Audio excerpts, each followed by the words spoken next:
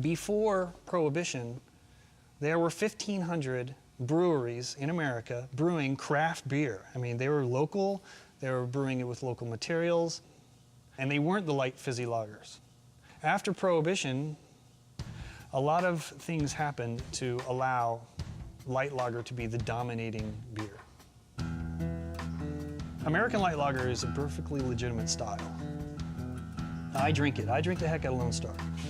But it's not the only style, and that's really where we come in as craft brewers.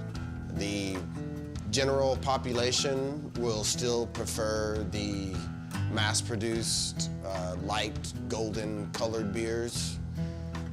That goes so well with barbecue and outdoor activities. I think they understand their market. They know they have a core 80 at least % of consumers that want low calorie and easy to drink.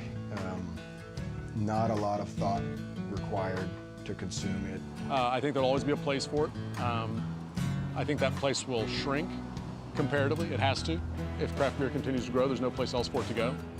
These so-called premium brands that all of our parents grew up drinking and all of their parents drank, I wouldn't say they're ever going to disappear, but they're certainly not going to have the stranglehold that they always did.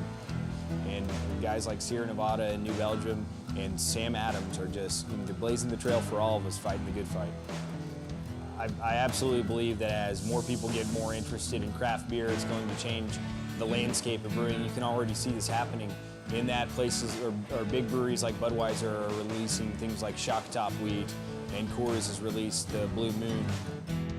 I think those are transitional beers that people will like certain aspects of them, but I think as they learn more and more about those beers and realize that it's coming off of the same line that Coors Light is coming off of, then I think that that is not going to fill that place of being a local beer. It's still a good beer, and I don't want to say that domestic brewers can't make good beer. It's just not going to be the local beer that people are, I think, seeking out. And now I'm noticing a trend that they're not really trying to do that anymore. Instead, what they do is they find a craft brewery that they like and they buy it up. Like Goose Island in Chicago was just purchased last year. Very strong move, for AB InBev, because they don't have to try to fool anybody that this is a craft beer. They don't have to try to trick people that, oh yeah, we're making craft beer too, we're just as good as these guys make craft.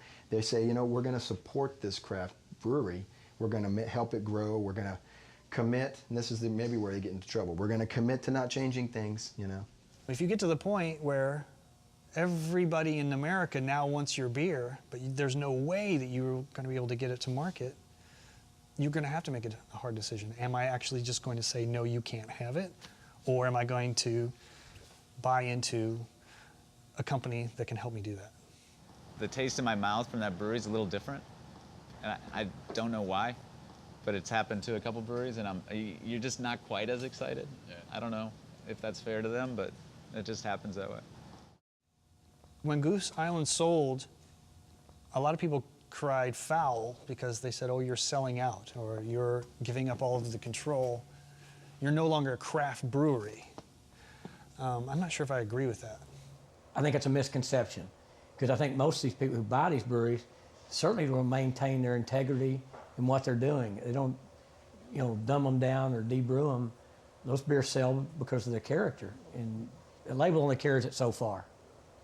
When the Spetzel Brewery was bought out, they changed Shiner Premium, and it became Shiner Blonde.